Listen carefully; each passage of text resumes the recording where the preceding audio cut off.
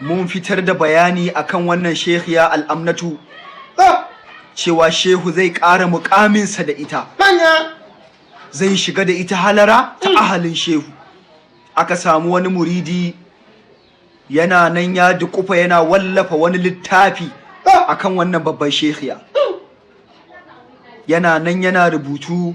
Wannan muridi sunansa Ar-Ramkawi, a zawiyarsa mai suna Ramka Film Production Company,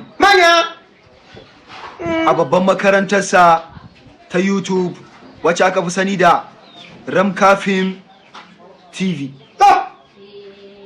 Wato wannan babban muridi ya dukufa yana rubuta littattafai akan wannan babban shehiya, yana ɓatanci gare ta, yana nuna cewa me tana da sha'awar duniya, wato tana son me duniya, shahawa.